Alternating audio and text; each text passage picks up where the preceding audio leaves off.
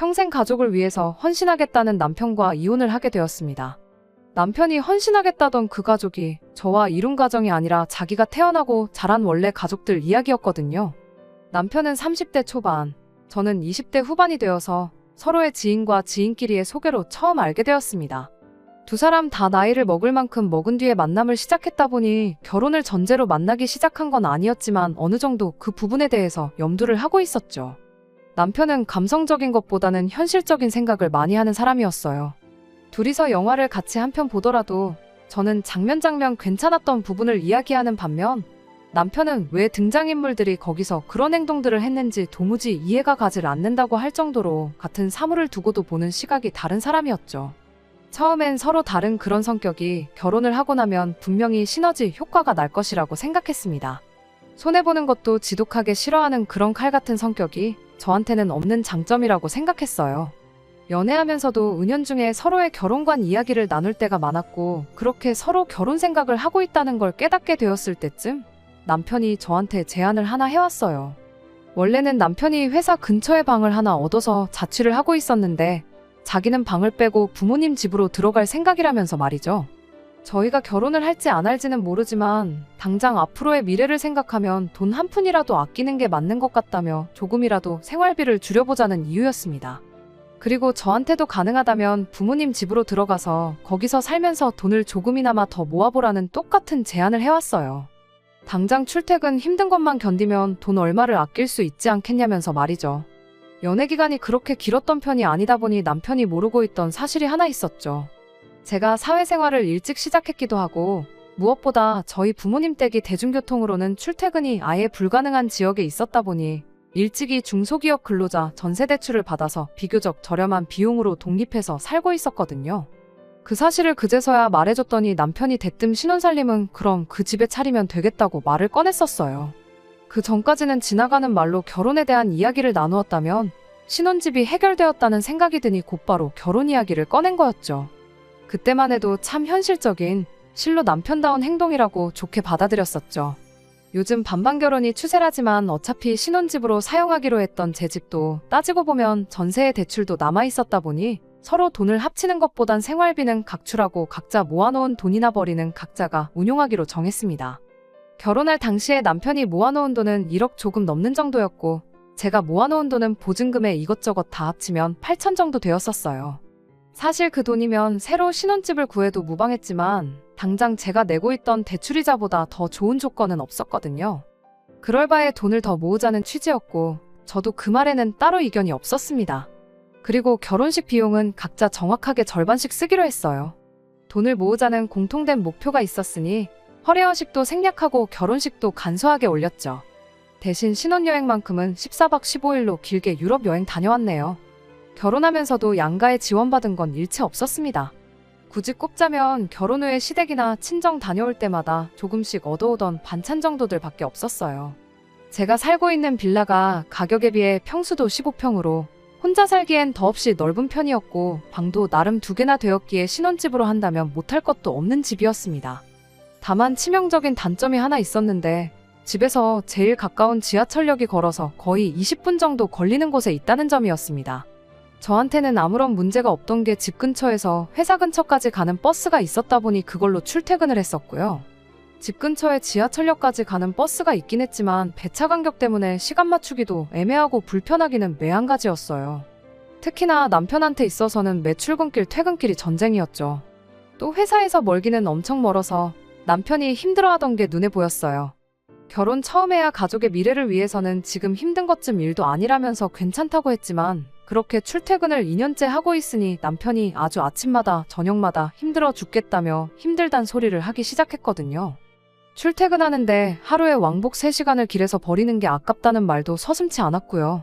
그 시간에 대리를 뛰면 얼마를 버네 어쩌네 하는 걸 보니 이 집에 신혼살림 차리자고 했던 건 남편 본인이지만 신경을 안 쓰려고 해도 신경이 쓰일 수밖에 없었죠. 그러던 중에 서울 외곽 쪽에 급매로 나온 한 소형 아파트 매물을 발견하게 되었어요. 저희 부모님께서 노후 때문에 이것저것 투자처를 알아보시다가 발견하신 매물이었어요. 지은 지 20년도 훨씬 넘은 실평수 12평짜리 소형 아파트에 여전히 위치도 외곽이다 보니 남편 회사에서는 멀었지만 가장 가까운 지하철역이 걸어서 5분도 안 되는 거리에 있었습니다. 거기에 노선도 저랑 남편이 회사 출퇴근하는데 환승도 할 필요가 없는 노선이었다 보니 당연히 관심이 갈 수밖에 없었어요. 결혼하고 나서 여지껏 모은 돈이 얼마나 되나 다시 계산을 해봤더니 1억은 좋게 넘길 수 있겠더라고요. 그 와중에 저희 부모님께서도 이자 빼고 원금만 받을 테니 5천만 원을 빌려주시겠다고 하셨죠. 거기에 주변 시세 대비 훨씬 저렴하게 나왔던지라 그 집을 놓치면 정말 후회하겠다는 생각이 들었습니다. 제가 1억을 모았으니 남편도 못해도 1억 2천은 모았겠다 싶어서 남편한테 이 사실을 이야기했죠. 우리 돈 합치고 친정에서 5천 빌려오고 모자란 거 대출 한 1억 정도만 받으면 전세 말고 자가로 아파트를 하나 살 수 있다고요. 출퇴근도 더 편해지고 지은 지 25년이 되었다 하니 조만간 재개발 소식도 있지 않겠냐고 이야기를 꺼냈는데 남편 반응이 제 기대와는 정반대였습니다. 오히려 우리가 돈이 어딨냐며 코웃음을 치더라고요. 친정에서 빌려주기로 한 돈은 제일 나중에 갚고 대출 먼저 갚으면 우리 월급에 못해도 한 5년이면 다 갚을 수 있지 않겠냐고 했더니 남편이 한다는 소리가 자기는 모아놓은 돈이 하나도 없다는 이야기를 꺼내더군요. 결혼 전에 모아놓았던 돈은 어디 갔냐고 물었더니 그 돈으로 투자를 했다는 겁니다. 1억으로 부동산 같은 걸 투자했을 리는 만무하고 기껏해야 주식 정도 했겠거니 싶어서 그 돈은 일단 빼고 우리 집부터 장만하면 어떻겠냐고 물어봤는데 남편이 그 돈은 뺄 수 있는 돈이 아니라고 하면서 자기 돈 1억을 벌써 시어머니랑 신우가 시작한 식당에 지분 투자를 했다고 하더라고요. 그런 큰 결정을 왜 나한테 말도 없이 했느냐고 따졌더니 각자 돈은 알아서 관리하기로 하지 않았냐는 소리를 하는 거예요. 저는 남편에게 지분 투자를 했다고 했는데 그럼 매달 얼마씩 받기로 한 거냐고 물어봤습니다. 그럼 그 돈으로 대출이자를 충당한다 생각하고 대출액을 늘리면 되겠거니 싶었거든요. 그런데 남편이 당당하게 빵원이라고 대답을 하더라고요. 이제 막 오픈한 지 얼마 안 되었는데 열자마자 어떻게 정산을 받겠냐고 하더라고요. 장사가 궤도에 오르고 손익분기점 넘어야지 그때부터 정산을 받는 건데 그런 기본적인 것도 모르냐면서 말이죠. 물어보니 숨기는 거 없이 다 대답해주긴 했지만 전말을 듣고 나니 정말 어이가 없어서 말도 안 나왔어요. 알고 보니 신우와 시어머니는 가게 차리는데 얼마 내지도 않았더라고요. 남편 돈이 다 들어갔고 신우 돈 조금에 시어머니 돈 조금 그리고 나머지는 다 대출이었다고 합니다. 손익분기점이라 함은 그 대출금을 다 갚고 난 이후부터가 될 거라고 하더라고요. 대신 그렇게 되면 자기 지분이 제일 높은 만큼 자기가 일을 하나도 안 해도 제일 큰 비율로 돈을 가져가게 될 것이라며 자신있게 말하더군요. 대충 달에 200 정도를 생각하고 있다나요? 각자 돈에 대해서는 서로 터치를 안 하기로 했지만 이렇게까지 상의 없이 돈을 써도 되나 싶더라고요. 만에 하나 그 돈이 묵여있는 동안 목돈 필요할 일 있으면 결국 저한테 손을 벌려야 할 수도 있는데 어느 정도 귀뜸은 해줘야 하는 거 아닌가 생각했습니다. 남편한테도 앞으로 그런 일 있으면 귀뜸은 해달라고 그리고 정산받기 시작하면 그때는 나한테도 통보를 해달라고 부탁했죠. 결국 그 금매로 나온 집은 다른 사람의 손에 들어가게 되었어요. 그 후로 며칠 동안은 이사가는 꿈도 꾸고 속이 쓰려서 잠도 제대로 못 자고 그랬습니다. 그렇게 1년이라는 시간이 지난 얼마 전이었습니다. 여전히 남편한테서는 정산을 받기 시작했다는 소식에 대해서 듣지 못했어요. 솔직히 짜증났지만 저보다는 남편이 더 스트레스를 받고 있겠거니 싶어서 그 부분에 대해서는 저도 최대한 말을 안 하고 있었습니다. 그러던 중 뜬금없이 시어머니한테서 연락이 왔어요. 결혼하고 나서 시댁과 그다지 큰 교류가 없었거든요. 명절 포함해서 1년에 대여섯 번 찾아뵙는 정도였고 시댁에서 반찬 얻어오는 거 포함해서 시댁과 관련된 일은 남편이 혼자 알아서 하고 있었기에 무슨 일로 연락을 다 하셨나 싶었어요. 전화를 받자마자 시어머니는 대충 형식적인 안부만 묻고는 다짜고짜 요즘 힘들어 죽겠다는 이야기를 꺼내왔어요. 시어머니가 가게를 차리고 나서 몇 달 지나지 않아 길 건너에 바로 똑같은 음식을 취급하는 식당이 생겼다고 합니다. 음식만만 보면 시어머니 가게가 월등히 좋다고 하는데 그쪽은 체인점이라 가게도 넓고 인테리어도 깔끔해서 그런가 그쪽으로 손님이 몰리고 있는 실정이라고 하더라고요. 저는 그때까지만 해도 남편 돈으로 가게를 차렸는데 정산을 못 해주고 있으니 미안해서 저한테 전화를 하셨구나 하고 생각했어요. 그래서 저도 힘내시라고 고생하시는 만큼 손님들도 알게 되지 않겠냐고 한마디 해드렸어요. 그런데 알고 보니 저한테 미안해서 전화를 한 것도 아니었고 그렇다고 제 응원 한마디 듣겠다고 전화했던 게 아니었습니다. 시어머니는 우리 아들 통해서 우리 가족들끼리 동업을 하고 있다는 사실은 이미 알고 있을 테니 길게 설명은 안 하겠다는 말을 꺼내더니 난데없이 저한테 저도 한 가족이니 동업을 할 수 있는 기회를 주겠다는 말을 꺼내는 겁니다. 그러면서 더도 말고 덜도 말고 딱 1억만 투자하라고 하더군요. 말했다시피 그 체인점을 이기려면 일단 당신 가게의 인테리어부터 여러모로 재투자를 해야 할 것 같다는 말을 꺼내더라고요. 마침 옆 상가가 공실이 나면서 가게 사이즈도 확장을 할 수 있게 되었다고 저한테 투자할 기회를 준다는 듯이 생색을 내면서 말을 하더라고요. 남편이 현실적인 성격이고 제가 감성적인 성격이긴 하지만 도무지 동의를 할 수가 없었습니다. 일단 음식 맛이 월등하다는 말부터가 손님들 입에서 나온 말이 아니라 시어머니가 당신 입으로 저한테 했던 말이었으니까요. 요즘 사람들 입맛이 얼마나 귀신 같은데 체인점만도 못하니까 먼저 가게 차려놓고도 손님들을 다 빼앗긴 거 아니겠어요? 가게 인테리어 조금 좋아지고 사이즈 넓어진다고 해서 빼앗긴 손님들을 돌릴 수 있을 리가 만무했죠. 물론 그 말을 입 밖으로 꺼내진 않았어요. 대신 당장 제가 어떻게 그런 목돈을 마련할 방법이 없다고 좋게 돌려 말해 거절을 했습니다. 그런데 시어머니 반응이 뭔가 알고 있다는 눈치였어요. 작년에 아파트를 산다느니 어쩐다니 하지 않았느냐는 말을 꺼내는 걸 보니 제 돈이 얼마나 있는지 남편이 대충 귀뜸을 해줬나 보더라고요. 그래서 제가 그 돈을 마련하려면 지금 살고 있는 집 전세를 빼야 한다는 말까지 해줬습니다. 그런데 남편이 생각보다 자세한 이야기를 시어머니한테 해줬나 보더라고요. 니네 집에서 5천만 원 무이자로 도와주기로 했다지 않았냐고 그 돈 받아다 가게에 투자를 하면 어떻겠냐고요. 그래서 그냥 솔직하게 이야기했습니다. 친정에서 그 돈을 빌려주기로 한 건 맞지만 그건 집을 살 때 이야기지 투자를 해야 한다 그러면 분명히 거절하실 거라고요. 그리고 제 돈하고 친정부모님 돈은 그냥 아껴뒀다가 좋은 집 매물이 나오면 그때 필요하게 될 테니 드릴 수 없다고 딱 잘라 대답했습니다. 시어머니는 지금도 잘 살고 있으면서 왜 자꾸 집 욕심을 내냐고. 요즘 부동산 잘못 건드리면 쪽박 차는 거 시간 문제니 괜히 힘들게 모은 돈 날려먹을 생각하지 말고 당신한테 투자하라고 자꾸 우기는 겁니다. 그 체인점 손님만 뺏어온다면 장사 중인 그 동네가 유동인구가 어마무시해서 대박나는 건 시간 문제라고요. 1억 투자해서 집은 얻으면 남편이랑 똑같이 달마다 최소 200만 원은 가져가게 되는 건데 그러면 너 200 우리 아들 200 해서 매달 앉은 자리에서 400씩 버는 건데 투자를 안 할 이유가 없다고 하는 거죠. 세상 어디 가서 1억 가지고 달마다 그 돈을 벌어오겠냐고. 4년만 참으면 원금 회수하는 거고 그 다음 해부터는 돈방석에 앉게 되는 거 모르냐며 저보고 산수도 못하냐고 답답하다고 하는 겁니다. 어린 나이에 전세로 집도 구하고 똘똘한 며느리가 들어온 줄 알았더니 아주 산수도 못하는 헛똑똑이었다며 저를 바보 취급까지 하면서 말이죠. 말이 그렇지 아무리 집값이 하락하는 추세라고 해도 서울에 아파트 하나 가지고 있는 거랑 개업한 지 얼마나 됐다고 벌써부터 체인점에 손님 다 빼앗겨서 망하니 어쩐다니 하는 시어머니 식당이랑 비교하는 게 가당키나 한지 싶었습니다. 입 밖으로 그 말을 꺼내진 않았지만 저는 끝까지 투자할 생각은 없다고 제 뜻을 강하게 주장했어요. 시어머니도 고집이 보통은 아니라서 거기서 30분을 더 저를 설득하려고 별 말도 안 되는 소리들을 계속 늘어놓았죠. 설득이라기보단 막무가내로 돈 내놓으라는 소리나 마찬가지였고요. 저도 한번 고집 부리면 끝을 보는 성격이었다 보니 결국에 가선 시어머니도 포기를 하더군요. 전화 끊으면서 조만간 우리 가게 대박나서 아들이 정상금 받게 되면 그 돈으로 옷 한 벌은커녕 껌 한 통도 사 먹을 생각하지 말라며 으름장까지 놓으면서 말이죠. 이 사실을 남편하고도 이야기했는데 남편은 대수롭지 않게 그러냐고 싫으면 안 하는 거지 뭘 그렇게 신경 쓰냐며 걱정 말라고 한마디 하고 말더라고요.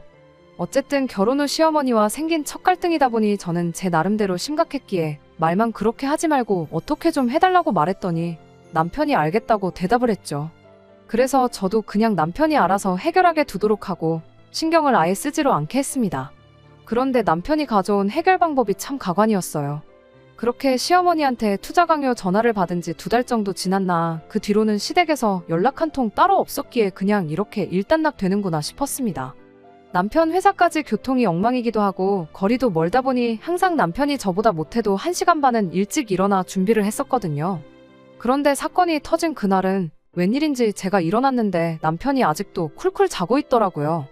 알람을 못 들었나 싶어서 제가 허겁지겁 깨웠는데 남편이 잠에 취해서는 짐 들어오는 것 때문에 오늘 출근 안 하기로 했다고 대답을 하더라고요. 짐이 들어온다길래 뭐 회사에 새로운 장비라도 들어오는 건가 싶었습니다. 저도 출근 준비하고 나가야 했기에 쉰다는 사람 굳이 깨울 필요가 뭐가 있나 싶어서 자는 남편 그대로 두고 출근을 했죠. 궁금해서 일하는 중 남편한테 전화 몇 통 해봤는데 모처럼 평일에 쉬는 날이라고 깊게 잠이라도 든 건지 전화를 받지 않더군요. 모든 사건의 전말을 알게 된 건 힘든 하루 마치고 퇴근해 집에 돌아오고 나서였습니다. 문을 열고 들어가자마자 집안 꼴이 말로 표현 못할 만큼 개판이더라고요. 남편이 혼자 집안 대청소라고 하고 있는 건가 싶기엔 옷방으로 쓰고 있는 방 앞쪽에 제 옷들이 지멋대로 널브러져 있는 게 청소를 하고 있는 것 같지는 않았어요. 그 와중에 옷방에서 그건 이쪽에다 놓으라는 시어머니 목소리가 들려오더라고요. 후다닥 옷방 쪽으로 가보니 남편이 낑낑대면서 시댁에서 봤던 시어머니 서랍장을 들어서 옮기고 있었어요. 혼자서는 힘에 부쳤는지 바닥 장판이 곳곳에 찢어진 흔적도 있더라고요. 제가 이게 다 어떻게 된 거냐고 물었더니 남편은 보면 모르냐고 대답하고 시어머니는 이게 다 제가 자초한 일이지 않느냐고 이렇게 됐으니 앞으로는 셋이 잘 살아보자고 가당치도 않는 소리를 하는 겁니다.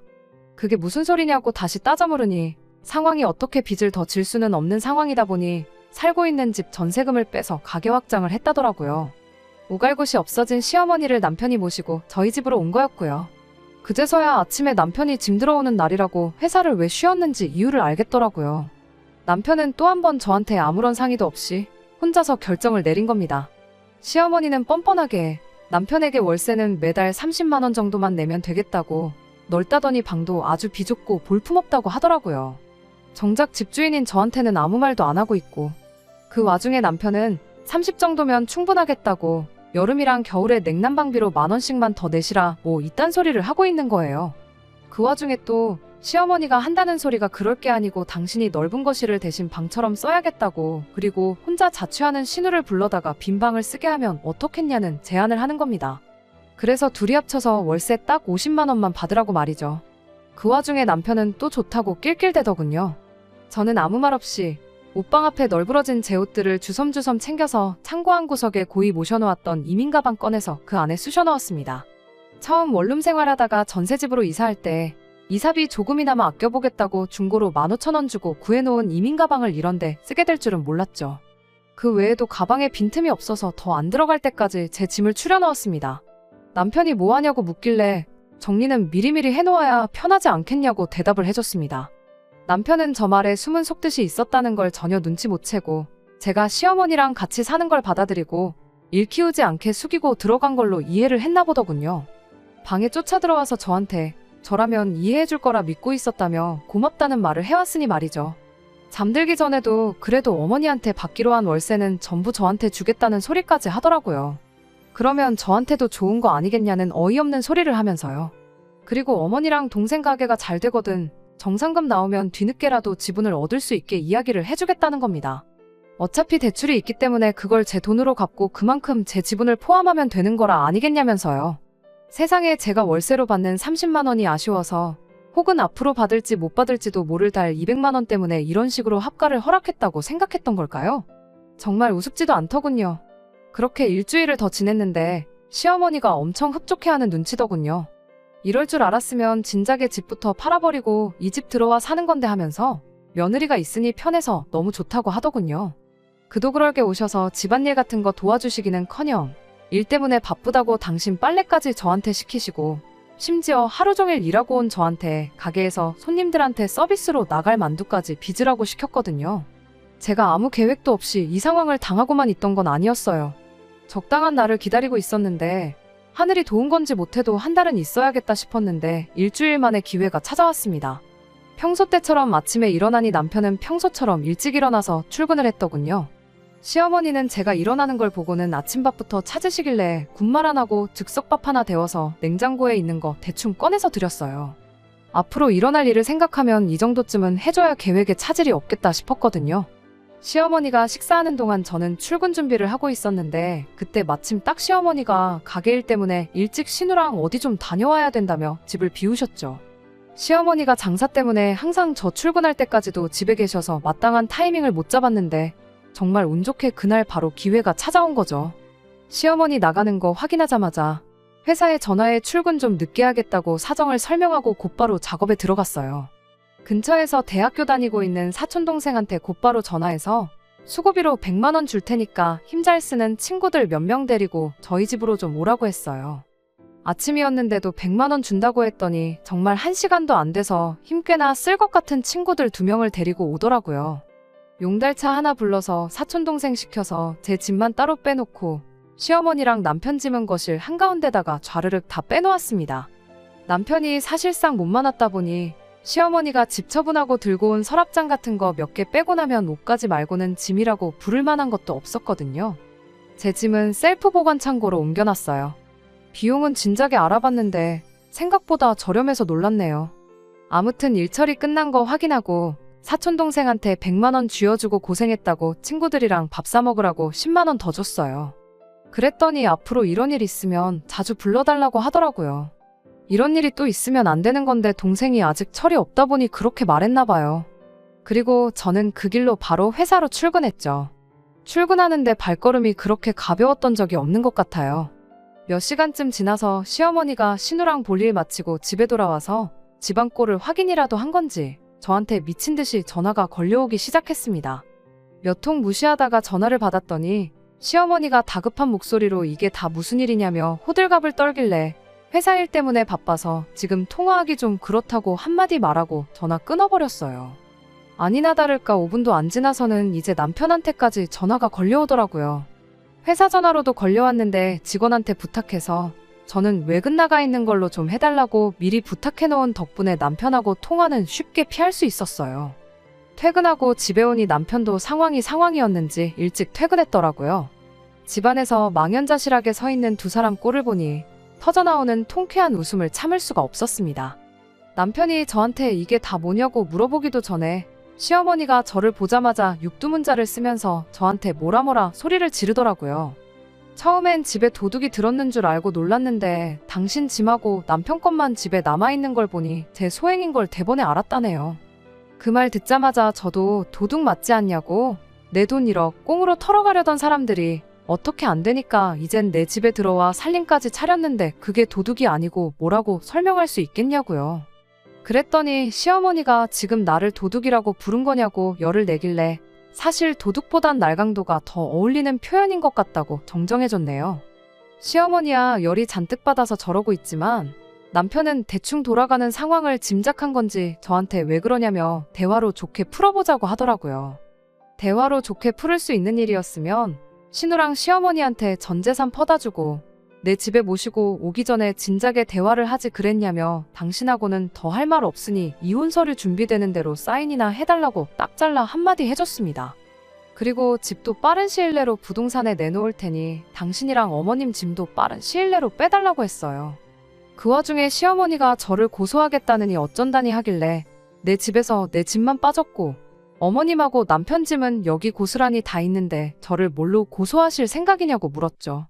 오히려 소송은 협의 이혼 안 해주면 제가 걸어야 하는 거 아니겠냐고 당장 아는 변호사 있으면 누가 유리한지 상담이나 한번 받아보라고 해줬네요. 남편이 그럼 당장 어머님이랑 자기는 어디 가서 지내냐고 지낼 곳 찾기 전까지는 이 집에서 살게 해달라고 하더라고요. 그래서 신우네 집에 가 있으면 되는 거 아니냐고 했어요. 신우까지 불러들여서 나한테 월세 꼴랑 50 주고 내 가족이서 15평 빌라에서 살 생각 아니었냐고 그럼 8평 원룸에서 사는 신우네서 다 같이 사는 것도 별 문제 없는 거 아니냐고요. 신우도 월세 50만 원 받으면 한 푼도 안 내도 되니까 좋아할 거라고 그 집 가서 가족들끼리 알콩달콩 잘 살라고 했네요. 그리고 저는 근처 호텔 빌려서 거기서 잤습니다. 남편도 시어머니도 방법이 없으니 일단 신우네로 간 것 같더라고요. 신우하고는 정말 결혼하고 개인적으로 연락 한번 해본 적도 없었는데 신우도 이게 무슨 상황이냐며 어머니는 자기가 모실 테니 오빠랑 잘 풀고 이혼만은 하지 말아달라는 연락이 오더라고요. 남편하고 결혼 생활하면서 그나마 이성적인 생각하는 법 하나는 제대로 배운 것 같네요. 괜히 여기서 마음 약해졌다간 모르긴 몰라도 평생 이런 비슷한 일로 시달리게 될 건 안 봐도 뻔하겠다는 생각이 들었어요. 그래서 싫다고 거절했더니 신우가 가게 확장하는 것부터 인테리어까지 벌써 다 계약해놓았고 공사 시작일이 언제니 하면서 그 와중에 위약금이 어쩌니 저쩌니 파토 내면 손해가 막심하다느니 이딴 소리를 하고 있는데 그걸 보니 신우도 보통은 아닌 것 같더라고요. 그 와중에 계약 파기하고 돈 돌려받아서 시어머니랑 남편 살 집을 구하는 게 아니고 확신도 없는 그 잘난 식당 공사를 강행해야 한다고 하는 꼴을 보니 말이죠. 사실 궁금하긴 했어요. 셋이 전재산 털어서 만든 그 식당이 망하는 꼴을 두 눈으로 직접 보고 싶기도 했거든요. 그런데 뭐 이미 마음 굳혔는데 그 망하는 꼴 보자고 길게 끌 이유가 없어서 그냥 남편하고는 그렇게 이혼하게 되었습니다. 다른 건 몰라도 이따금씩 생각날 때마다 한번 시어머니 가게를 검색창에 검색을 해보곤 합니다. 아직 망해 없어지지는 않은 것 같은데 리뷰 같은 거 보면 개중에 좋은 리뷰도 간간히 보이긴 하지만 보통은 길 건너 체인점보다 음식 맛이 없다느니 서비스가 구리다느니 이런 의견들이 대부분인 걸 보니 없어지는 건 조만간이겠다 싶네요. 이게 다 인과응보라는 걸 깨닫고 땅을 치고 후회하는 날이 오면 좋겠습니다. 속 시원하게 한 방 먹여주긴 했지만 저도 저대로 지난날에 저에게 후회를 하고 있거든요. 요즘 사람들이 개인주의적이라고는 하지만 남편이라고 너무 터치 안 하고 알아서 잘하겠거니 믿는 것도 좋은 방법만은 아닌 듯 합니다. 끝까지 들어주셔서 감사합니다. 오늘의 사연은 여기까지입니다. 구독과 좋아요, 알람 설정 부탁드리고 더 좋은 사연으로 다시 찾아뵙겠습니다. 감사합니다.